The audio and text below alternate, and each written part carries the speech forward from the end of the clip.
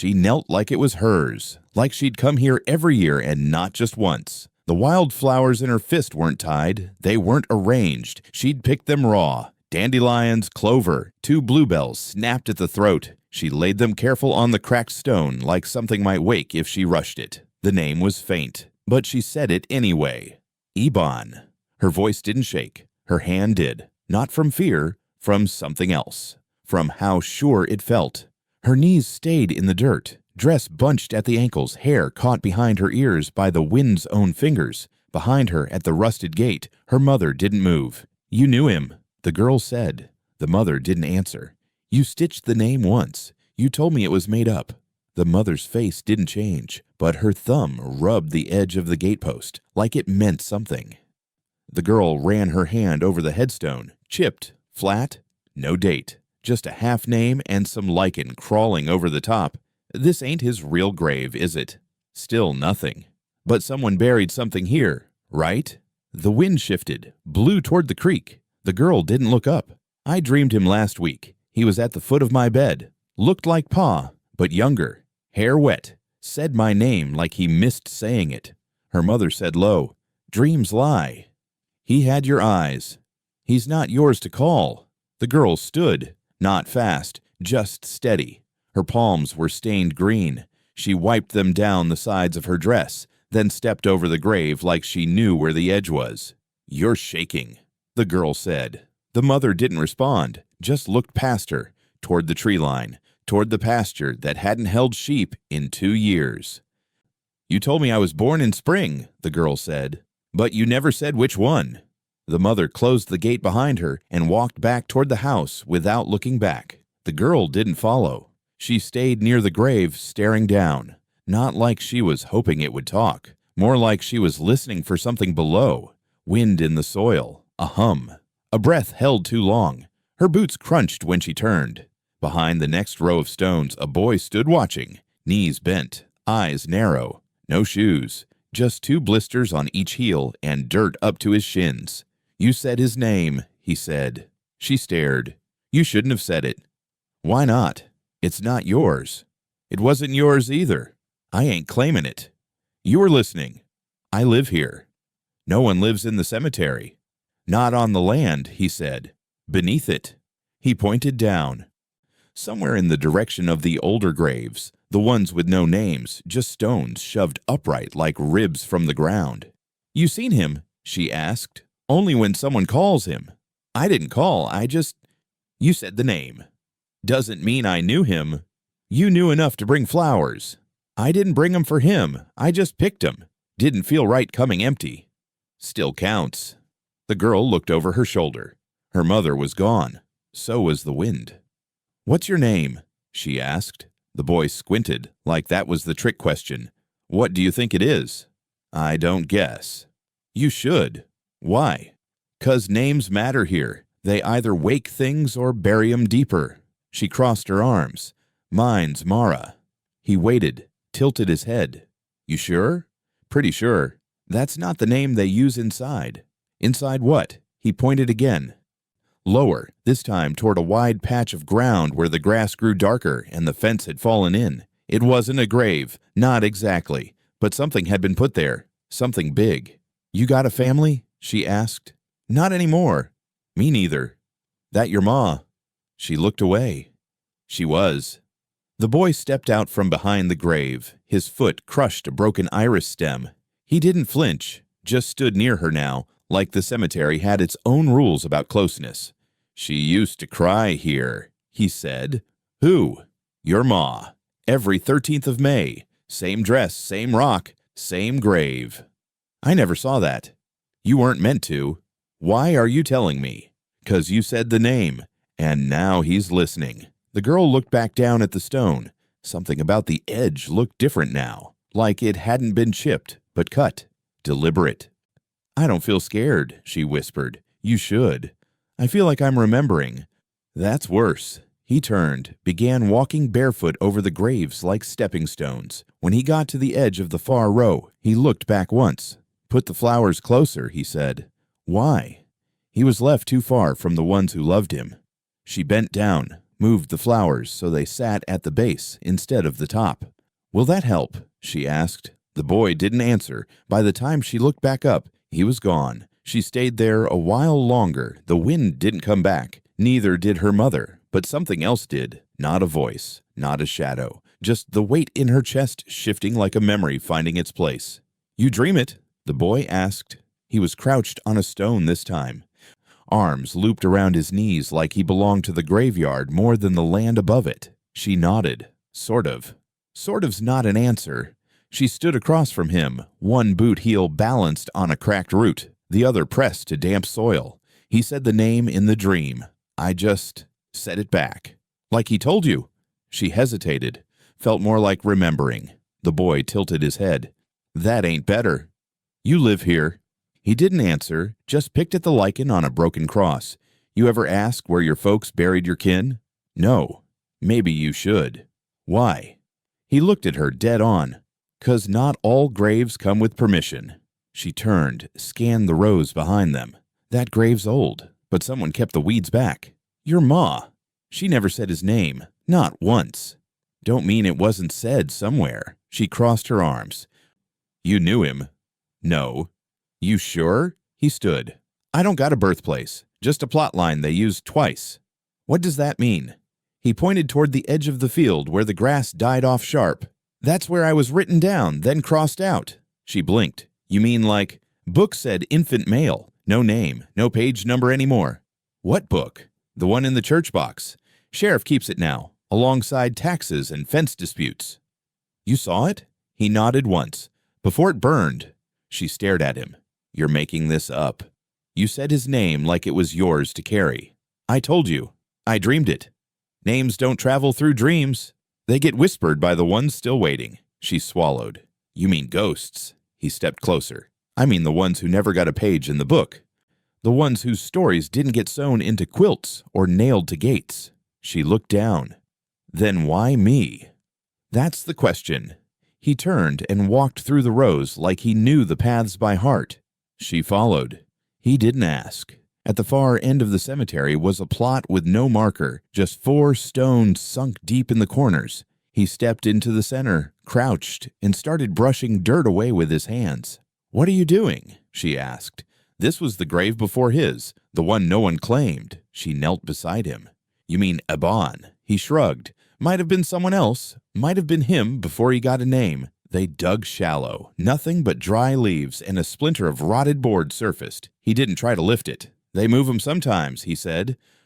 "Shift graves when the church needs more land." "Who would move a grave?" "Same ones who forget them." She stared at the square of wood. "You think my ma did it?" He didn't answer. She stood, brushed the dirt from her skirt, and stared toward the hills. "Something's wrong." "Been wrong a while," he said. "I'm gonna ask her." "Ask soft." "I don't do soft." He gave a short laugh. "No, you don't." As she turned, he said one more thing. "They buried someone else in that grave. The name's just what you gave it." "That doesn't make it wrong." He said nothing. She left the cemetery before the sun dropped fully. Her boots scraped dry roots. Her chest was tight.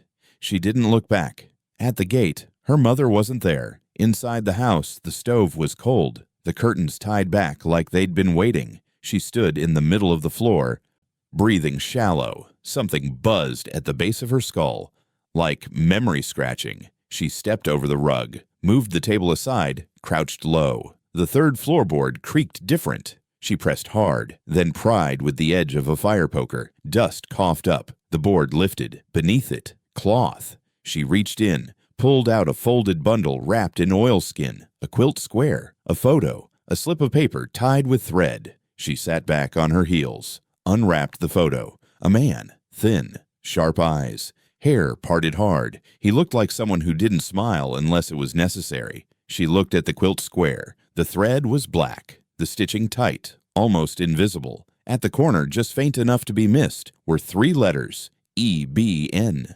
She unrolled the paper. It wasn't a letter. It was a ledger copy. 1 line, unnamed male.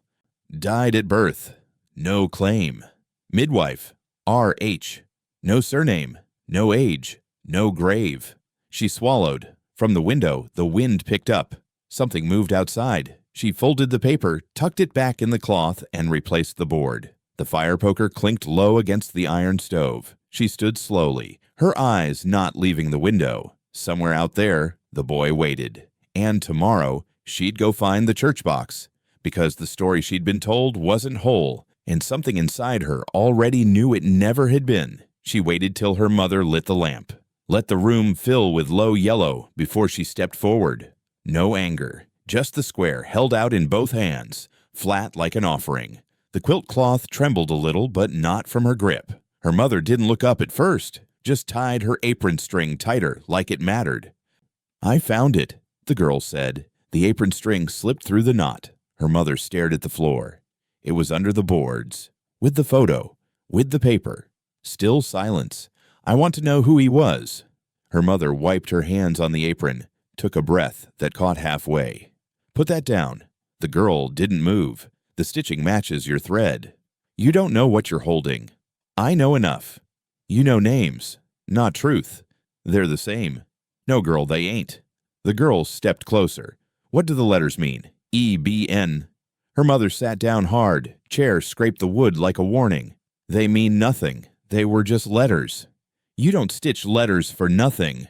Her mother reached out suddenly, snatched the square, turned it over. The underside showed the knotted ends, all black, tight, neat.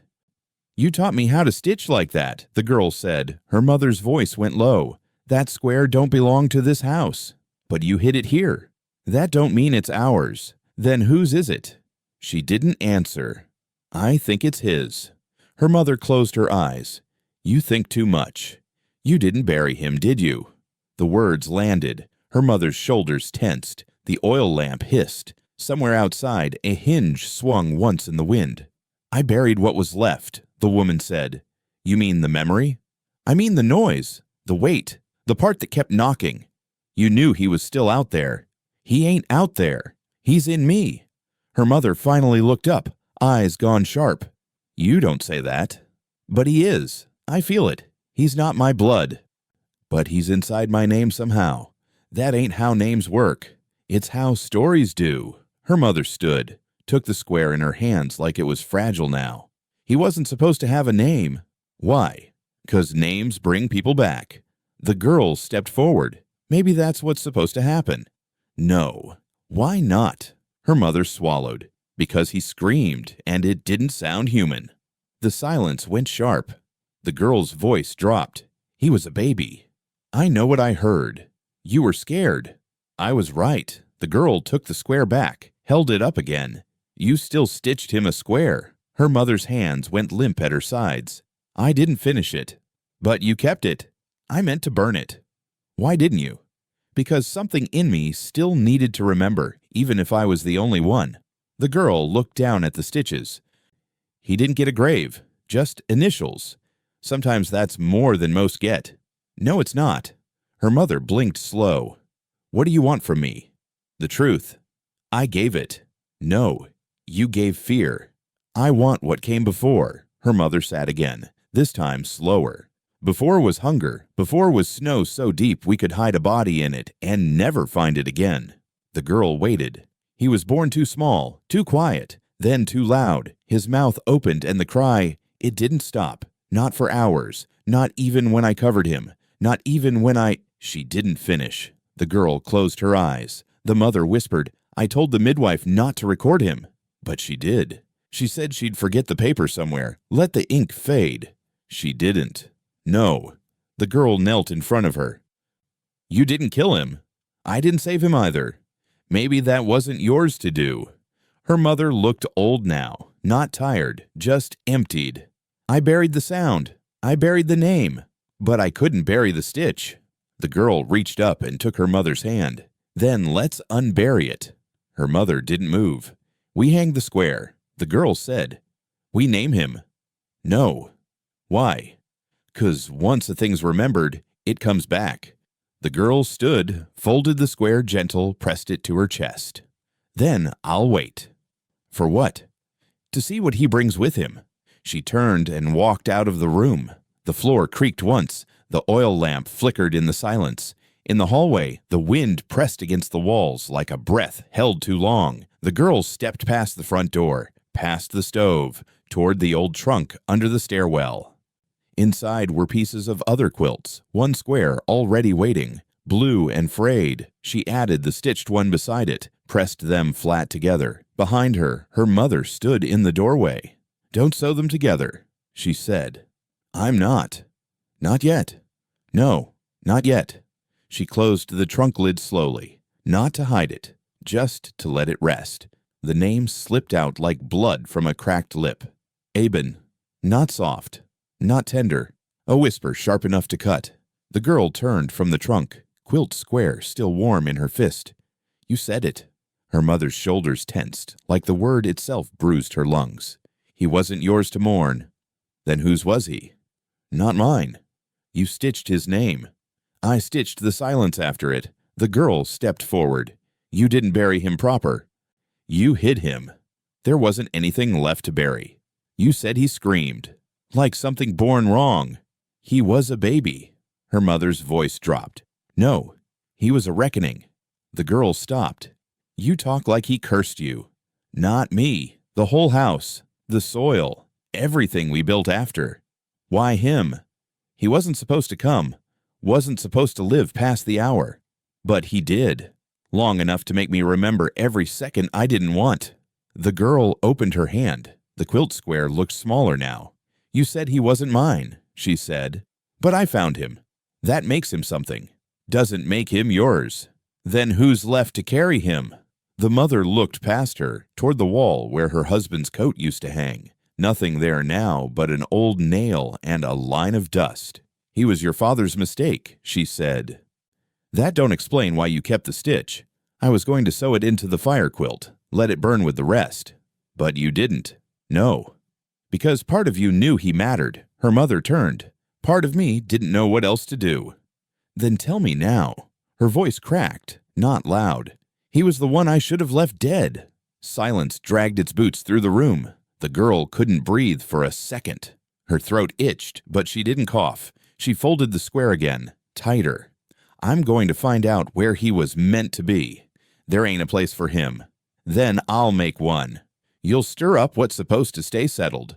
"Maybe settled ain't the same as right." Her mother leaned on the wall like her bones had gone soft. "There's things in this town that never healed. You dig too deep. You bleed with them." "Better than bleeding in silence." She turned, walked down the hall. The front door groaned open before she touched it. "You don't even know where to start," her mother called after. "I do." "Where?" The girl didn't look back. "Where his name was said the first time." She stepped onto the porch. The wind was sharp this early, not cold, just fresh in a way that felt like it wasn't meant for sleep. The barn doors moaned open as she pulled the latch. The mare looked up, blinked slow. "You ready?" the girl asked. She didn't wait for a sign. She saddled the horse by feel, tucked the quilt square into the inner flap of her bag. No food, no water, just the truth she'd been handed. The sky hadn't turned pink yet, but the black was thinning. She pulled herself up, clicked her tongue, and the mare stepped off. No trail, just memory. She knew the way to the old midwife's hollow, didn't remember learning it, didn't remember being taken there, but she knew it, in the way bones remember cold before winter. The trees leaned over the path like old women whispering warnings. She didn't blink, just held the reins loose and her jaw tighter. Behind her, the house stayed quiet. The wind didn't shut the door. It didn't have to. The girl was already gone. She reached the cemetery before the sun, tied the mare to the rusted gate without speaking. The grass was wet. Her boots sank. The fog curled low, like it knew where to stay. She knelt beside the grave, not on it, just off to the side where the weeds had stopped growing and the ground felt soft from memory. She rolled her sleeves, pressed her palms into the dirt, cold, willing. Then she started to dig. She didn't bring a shovel, just her hands, the same ones that had sewn, the same ones that had held the quilt square like it was a name. The soil gave easier than it should have, damp, loose, broken in ways it hadn't been the first time. She didn't speak, didn't cry. She just kept digging. 6 inches down, her fingers scraped wood. She paused, not afraid, just still. The first box wasn't big, smaller than a coffin, more like a crate made for storage or forgetting. She brushed more dirt aside, dug the corners loose, then rocked it once, twice. It shifted, then gave. She pulled it free. It didn't look new, but it didn't look ruined either. The lid was nailed with care, not factory nails, handmade, bent on purpose to hold, but not to trap. She pried them loose with a flat stone, breath shallow. The box opened on the third pull. Inside, a tin badge, dulled and dented, a child's boot scuffed at the toe, and a folded paper with one line scratched across the front. To the girl who'll remember. Her fingers twitched before touching it. The boot came first. Small, soft leather worn thin. Laces knotted like someone stopped halfway through tying. She turned it over. A number stitched on the sole. Faded, but clear enough to be counted. Number 2. She stared at it. Then the badge. It wasn't sheriff issue, too thin. No number, just one word pressed faint across the metal. Helper. She turned it in her hand. The back was smooth, scratched once diagonal. She ran her thumb over the edge. It caught.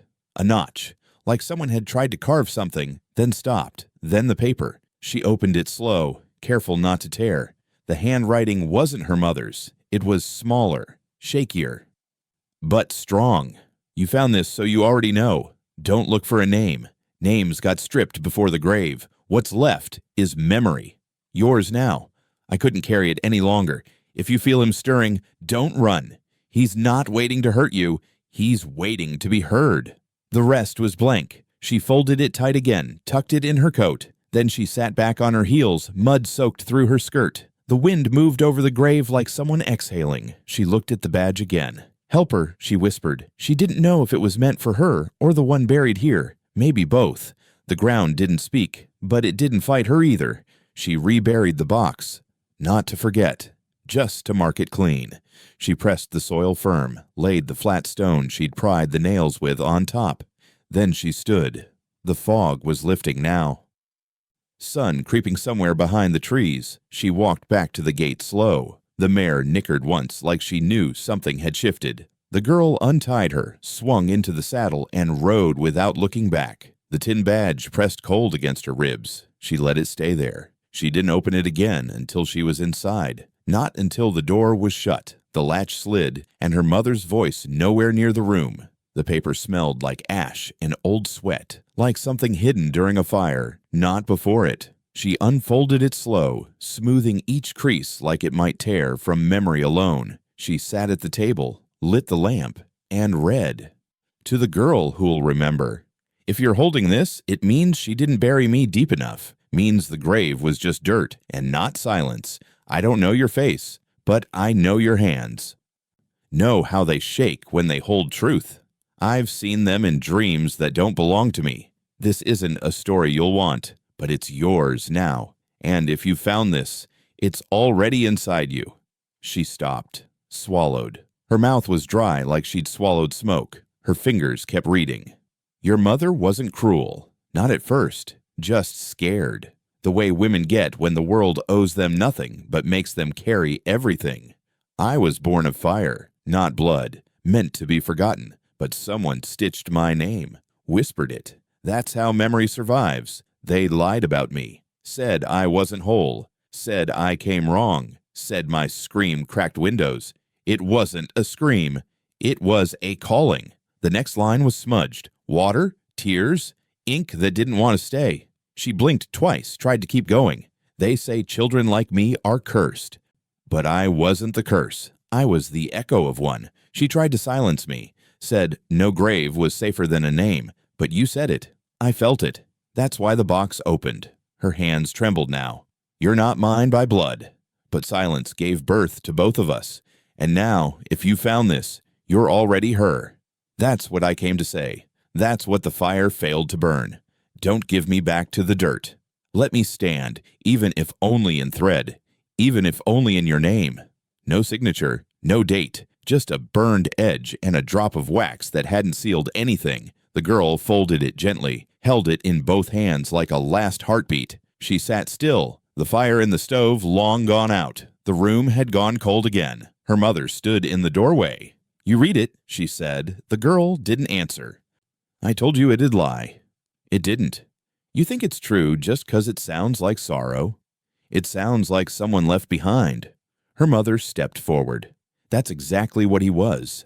Left behind for a reason. He said he wasn't the curse. That's what a curse would say. He said you stitched him a name. I didn't know what I was doing. You always know your stitches. The mother's face flinched. I never meant for you to carry him. Then why do you leave the letter where I could find it? I didn't. Then who did? The silence cracked between them. I think you did, the girl said. Maybe not with your hands, but with your guilt. Her mother sat down slow, like her knees couldn't take holding this any longer. You don't understand what it was like. Your father gone, the house empty, him crying like thunder all night. I was sure it wasn't human. He was scared. He was born full-sized and silent, not breathing, not moving. Then he screamed like the house owed him something. And you were alone. I was alone. The girl laid the letter flat on the table. He wasn't yours, the mother whispered. Not in any way that makes sense. But he was yours to keep. And I didn't. The girl reached into her pocket, pulled out the tin badge, set it gently beside the letter. The mother looked down at it. Her eyes watered but didn't break. That badge don't belong to anyone. It does now. To who? To the girl who remembers. You think that's you? I don't think. I know. Her mother shook her head. I buried him for a reason. And someone unburied him. That matters. Her voice was quiet now, but steady. You don't get to decide what's true anymore. You think this makes you whole? No, but it makes him. Her mother stood, turned away. You pin that badge to your chest. You better be ready. For what? For the weight. The girl reached behind her chair, unclipped the brooch pin from her bag strap, and fastened the badge through the fabric of her dress. It rested over her heart, cold, but not empty. I'm ready, she said. Her mother didn't turn around. The girl stepped out onto the porch. The moon hung low, like it hadn't blinked in hours. She didn't speak to it, just stood under it until the wind shifted. Then she walked back inside, badge pressed against her ribs like truth. And the house, for the first time in a long time, stopped creaking. His boots were on the desk when she walked in, hat low. One arm draped lazy like a man who'd earned the right to ignore things. He didn't look up. You come to confess or complain? She stepped across the warped floorboards, each one groaning under her weight. The letter was folded twice, clean. She placed it on the desk without speaking. He didn't move, just flicked a match against the underside of his boot, lit a cigarette with the shake of a man not quite sober and not quite asleep. I don't read letters without stamps. It ain't that kind of letter. Then it don't belong to this office. It belongs to a grave you helped dig. That made his fingers pause midair. Just a flicker, like muscle memory bumping into guilt. He leaned forward, blew smoke to the side. You ought to leave graves alone. They got enough company. She didn't flinch. I know what's buried there. No, you don't. It wasn't just dirt. I never said it was. Then say what it was. He picked up the letter. Didn't open it. Just looked at the handwriting, folded it once more, and dropped it in the drawer beside his hip. That grave ain't for flowers, he said. You trembled when you touched the thread. He froze again. Barely. Just the jawline. You remember the stitch. I remember a lot I shouldn't. She pulled the quilt square from her coat, laid it next to his bottle. He didn't touch it, just stared. The black thread, she said, hidden from the front, tight on the back. He ran a hand across his face. I told her not to keep it. But you didn't burn it. That wasn't my fire to start. You were there. I was called after. Did you see him? He poured whiskey into a chipped glass. His hand trembled now, just enough to tap the rim. I saw what was left, screaming still, even when the air was gone. You helped bury him. He drank, swallowed slow. I helped stop her from burying herself next. The silence pressed. She stepped closer. You signed the ledger. He looked up finally. You been in the courthouse? No, I've been in the dirt. He studied her. You got her stubborn. And his silence. I don't know what you're hoping to find digging through ghosts. I'm not digging. No, I'm naming. He exhaled sharp through his nose. Names don't fix things. They don't bury them either. He tapped the quilt square. You wear that like a badge. She didn't answer. He looked at her chest, saw the tin badge pinned, dulled but firm. You think you're what? He said. Deputy of the dead. She didn't blink. I'm the girl who remembers. His mouth twitched. Then you better remember how this town forgets. She leaned down, voice low. You were supposed to protect the ones without names. I did, he said. By keeping this one buried. She took the letter back, folded it again, tucked it into her coat. You scared? He stood slowly, pushed the bottle to the side. You think memory's truth, but memory lies more than men do. Then why do your hands shake? He flexed them slow. 'Cause you remind me of her. She didn't ask who. She already knew. As she turned to leave, he spoke again. If you hang that square, you won't get flowers. You'll get fire. She paused at the door. Good, that's how he came. Then she left. The door swung once behind her. Didn't shut. Didn't need to. That night, the wind picked up early. No rain. Just heat that made the walls sweat. The sheriff sat at his desk, staring at the drawer he never locked. The square inside throbbed like memory. Outside, boots scraped wood. Then silence. He stood, went to the window, looked out. No one there. Then glass shattered, clean, sharp, across the office floor. He flinched, turned fast. The door groaned open. A quilt square fluttered on the breeze, nailed straight through the wood. Black thread glinting where the moonlight hit. Not wide, not loud, just enough to say, remember me. And this time, he didn't look away. He came mid-morning, quiet as ash on snow. No knock, no call. Just standing where the old pasture dipped into shadow, fence half-rotted, boots planted like the dirt needed proof he belonged. The girl saw him first from the porch. Thought maybe he was looking at the sheep that weren't there, but his eyes didn't move. Her mother stepped out behind her, froze. You know him? She didn't answer. He's watching the house. Still no reply. Mama. The mother's voice cracked low. Go back inside. No. That man don't bring answers. Then maybe he brings questions. The mother stepped back into the doorway. Didn't close it. Didn't stay either. The girl climbed down barefoot, walked slow toward the fence. Each step sunk into dry earth. The man didn't flinch. Up close, he looked like he hadn't blinked in hours. Gray around the beard, boots scuffed with road miles, eyes dark as burnt cedar. She stopped 5 feet from him.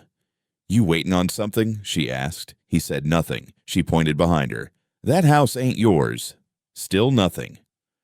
You knew her. The way his jaw moved, it looked like he might answer, but didn't. She stepped closer. You here for me? He blinked once. I don't scare easy. He reached into his coat. Her hands twitched, but he didn't pull a weapon, just a matchbox. He held it out. Didn't speak. Just let it hang between them like a breath. She didn't take it. You're not going to say who you are. He dropped the box at her feet, turned, walked the fence line slow, like counting the posts, then disappeared behind the tree line. She knelt, picked up the matchbox. Wood, old, worn at the edges, a faint engraving on the side, Emmer's Hail Feed and Supply. The lid didn't slide easy. She glanced toward the house. Her mother was gone again. The girl turned the box over once in her palm, then walked back, barefoot, holding it like it might still be warm from his coat. She waited until dark to open it. The candle on the table flickered hard. One stub left, wax pooling thick. She held the matchbox in both hands, slid it open. Inside, a woman's ring, thin, gold, bent slightly at the band. A crack in the setting where a stone might have been. She lifted it with 2 fingers. Cold. Inside the band, tiny letters carved. RH. Her mother's initials. The girl froze. The house stayed silent. She turned the box over, a small paper tucked beneath the felt lining. She unfolded it. A single word. Return. She stared at it. Let it sink. Then set it down beside the badge. The fire went out in the candle. But she didn't move. She just sat there, ring in her palm, wondering if what had been taken was ever hers to begin with. He was back before sunrise. Same place. Same boots. Leaned into the fence like time hadn't passed. The girl didn't wait for her mother to see. She stepped out fast, ring clenched in her palm, breath already shallow. He watched her come but didn't speak. She held the ring up. "This hers?" He nodded once. "She wore your name?" "Yes, but not in the grave." "No." She stared. "Why?" He rubbed a thumb across the fence rail. "Because that grave holds a lie." She stepped closer. "Then who's under the stone?" "She is, but not who they said she was." The girl's voice went tight. "And who buried her that way?" He didn't answer, just looked past her, toward the house. She followed his gaze. Her mother stood in the window, not hiding, not moving either. "She did," the girl whispered. "Didn't she?" He didn't nod, didn't deny it. "I don't understand," she said. "Why give me this now?" "Because you named someone no one else would." "I named a boy." "You remembered a story. Doesn't matter where it started." She looked down at the ring again. "So, what do you want from me?" His voice dropped. "Truth, buried right. You want me to dig her up. I want her name stitched back where it belongs." The girl looked up at him. "And that's supposed to be my job?" "You're the only one who tried." She stared hard. "What was her name?" He hesitated, then said it low, like a prayer that still stung. "Maeve." The girl blinked. "That's not the name on the grave." "No. It says Rachel Ann. That was your mother's doing." "She buried her under her own name?" He didn't answer. The girl stepped back. The dirt under her heels gave a little. "Why?" "Because she thought it would end there. But it didn't." "No," he said. "It never does." She turned the ring over in her palm. "And you loved her?" He didn't speak. "You gave her your name." He nodded. "She burned with it." He said it quiet. "She burned for remembering too loud." The girl looked at him. "Then why didn't you stop it?" "I tried." "Not hard enough." "No."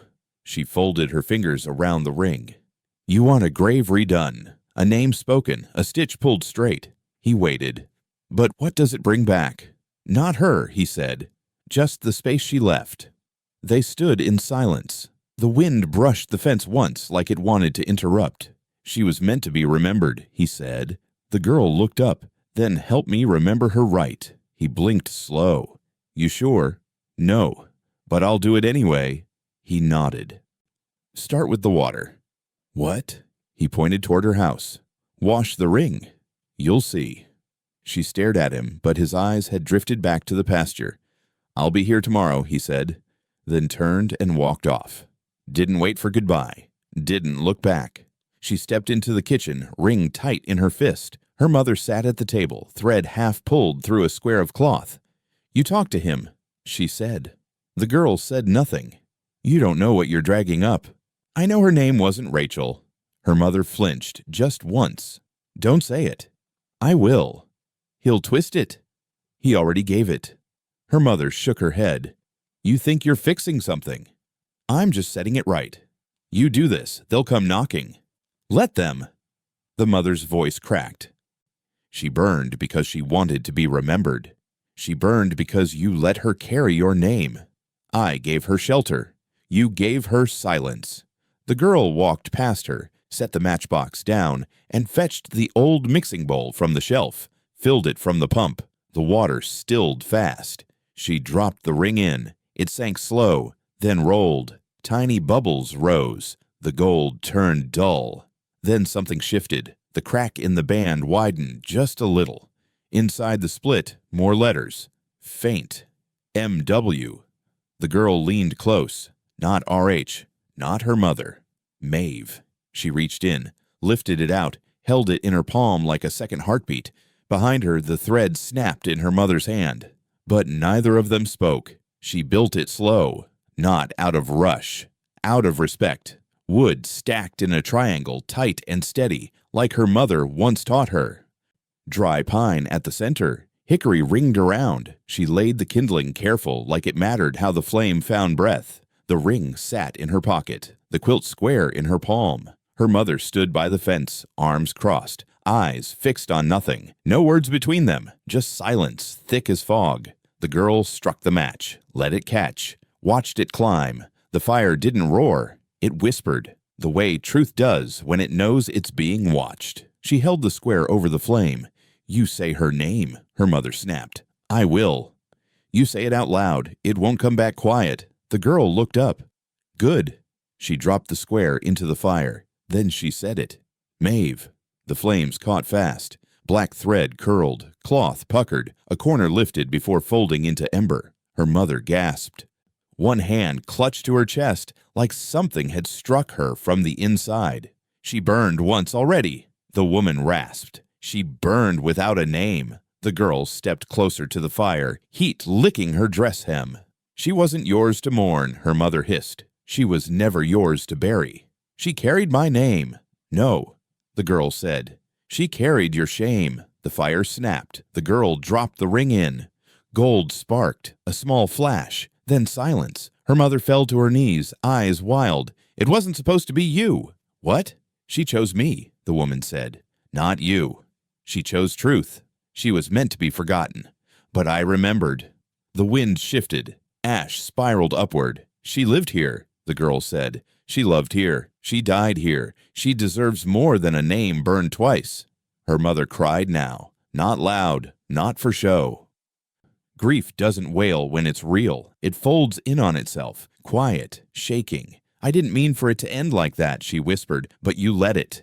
She asked me to take her name, said it'd protect me. She gave you shelter. You gave her a grave. She gave me her child, the mother breathed. The girl froze. She what? Her mother looked up, face pale. She left you in my arms, wrapped in the last square she stitched. The girl stepped back. No. She said I'd raise you better. Said her name couldn't follow you. You lied to me. I promised her I would. The fire popped. A knot cracked in two. The girl looked down at the ring, melting in the embers. Watched it fold into itself like the truth always does when it's too late. I carried her name anyway, she said. You were never supposed to. I'm glad I did. She turned. Walked away from the fire. Her mother didn't follow. The wind carried the ash behind her. The quilt square was gone, but her name had just begun. She didn't knock, just opened the gate and walked up the path slow, one hand in her coat pocket where the badge pressed warm against her palm. The sheriff stood in the doorway already, like he'd heard her coming long before she reached the porch. No hat, no gun. Shirt half buttoned like he'd been waiting or pacing or both. He didn't speak.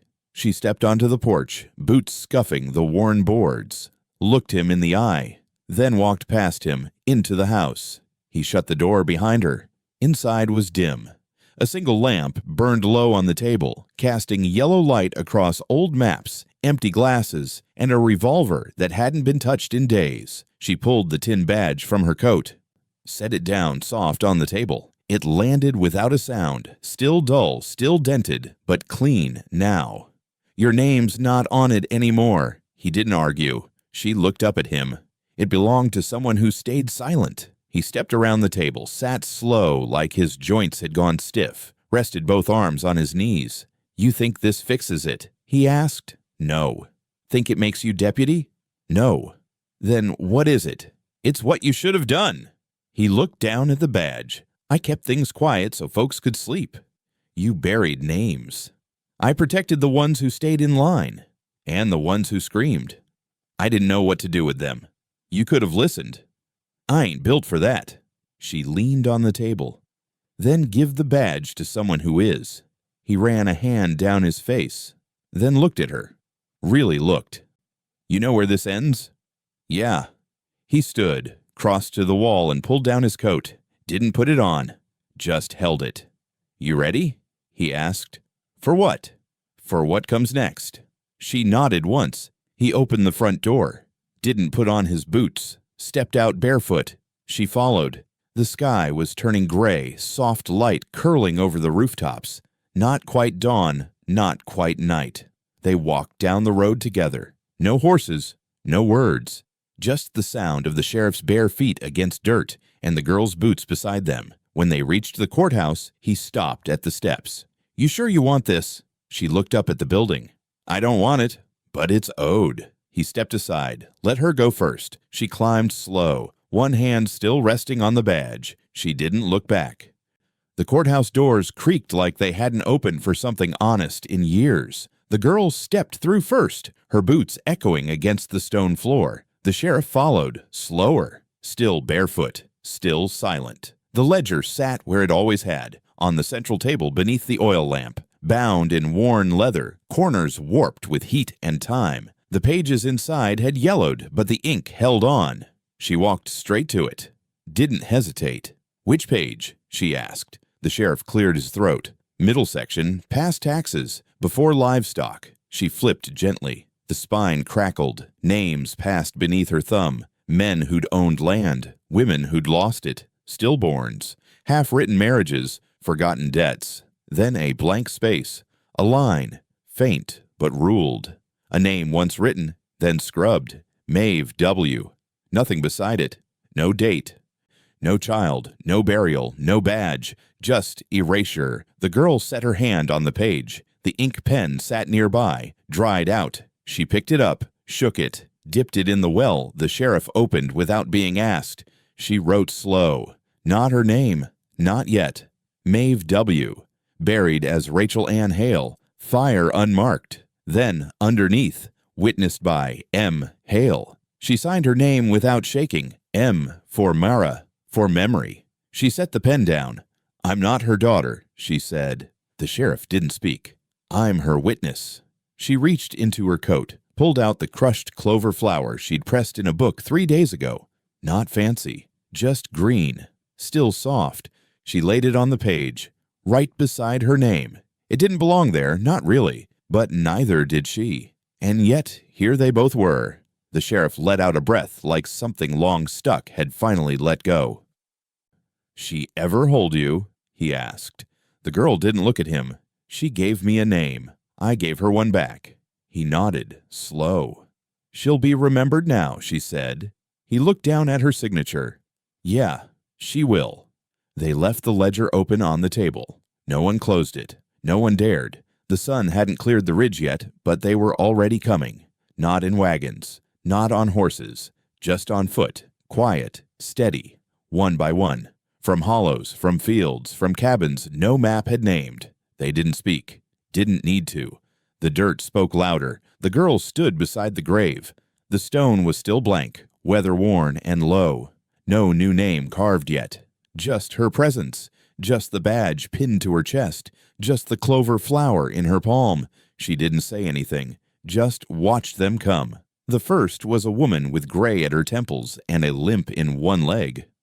She placed a rusted key in the soil beside the grave. Didn't say where it came from. Didn't say what it unlocked. The second brought a strip of cloth, stitched with a single line of red thread down the center. She knelt, tucked it beneath the stone, and rose without meeting anyone's eye. Another came with a photo, black and white, edges curled. A woman in a rocking chair, face barely visible through the blur. She kissed the corner before setting it down. The girl didn't ask names, didn't ask stories. They knew why they were here. Maeve wasn't just a name now. She was a memory they all carried, in different shapes, hidden in trunks, folded in drawers, buried deep under shame or silence. Today, they gave her back. A woman with hair braided tight brought a button, still threaded with its last stitch. She placed it gently, stood back, and whispered something only the grave could hear. Someone brought a dried braid wrapped in twine. Another, a baby shoe. Each woman knelt. Each woman rose.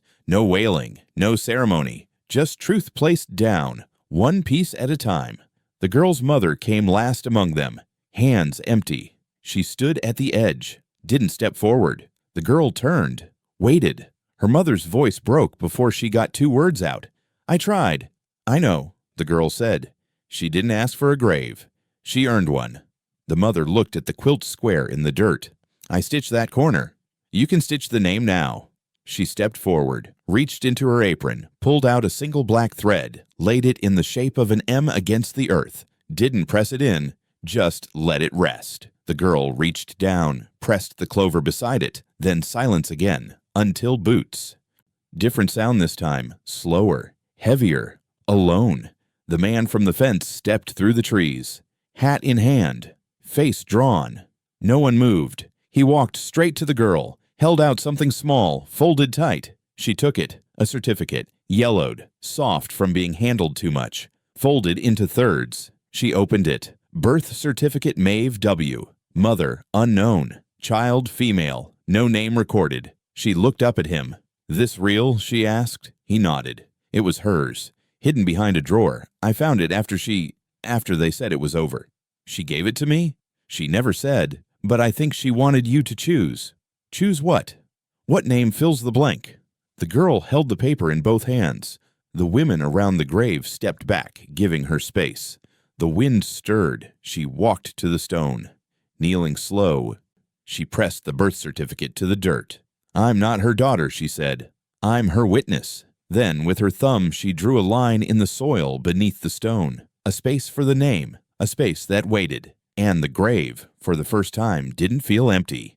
It felt full, watched, heard, spoken for. The paper felt lighter now, like the names had shifted weight. She sat on the porch alone, certificate in her lap, pen in her hand. The lines were faded, but still readable. Child female, name, Mara Hale. Her name, inked clean, but above it, mother. Still blank. The girl stared at it for a long time, not because she didn't know what to write, because this was the first time someone had offered to let her choose. Behind her, the house creaked. Her mother hadn't come out since the grave. No sounds inside, no movement. The girl touched the edge of the paper with the pen. "Blood ain't all that binds," the sheriff had said before leaving. She'd looked at him and said nothing, because she already knew that. She filled in the line slowly, careful not to smudge it. Mother Maeve W. The pen lifted. There, done. Not by law, not by blood, by truth, by memory, by fire. She set the certificate on the windowsill, weighted with a stone so it wouldn't blow away. It wasn't meant to be hidden again. Let the wind see it. Let the sun fade it if it wanted. The house was too quiet. She opened the front door, walked inside. Her mother sat in the same chair she always had, quilt square in her lap, needle idle, thread loose. The girl stood in the doorway, the air between them thick and unmoving. "I signed it," she said. The woman looked up, eyes swollen but dry. "Signed what?" The line they left blank. Her mother nodded once. "You chose her." "I didn't have to. She was already there." "I carried you." "I know." "I raised you." "I know that too." She was gone, but not forgotten. Her mother looked away. "What am I now?" The girl stepped closer. "What you always were." "And what's that?" "The one who stayed." The woman's throat moved. "You hate me." "No, you should." "I don't have room for both grief and hate. I picked grief." Her mother looked at the square. "You stitched that line better than I did. You taught me to hide the knots." They didn't hug, didn't touch, but the air eased. She stepped barefoot into the grass. The sun was high now, morning heat rising from the stone paths between the graves. She carried flowers in one hand, not picked wild this time, chosen. From her mother's garden, white, soft-stemmed, still damp. She passed the stones without reading names. She knew the one that mattered. The grave had changed, not in stone, not in mark, but in presence. The offerings left by others still ringed the base. Button, braid, photo. Ash scattered near the edge. Her pressed clover flattened near the center. She knelt, laid the flowers beside the ring of items, then pulled the birth certificate from her pocket, unfolded it, smoothed it flat against the grass. She pressed her hand on the name, Maeve W. "You're my mother now," she whispered. Wind passed through the trees like breath. Leaves rustled. No chill, no voice, but something shifted behind her. She turned. Her mother stood a few paces back, barefoot too, carrying nothing, just herself. They stood like that for a long moment. Then the woman stepped forward, knelt beside the grave, laid her palm flat on the dirt. "I should have let you keep her," she said. The girl didn't answer, didn't need to. They knelt there together, two women bound by memory, letting the grave speak back. And the world, for once, listened.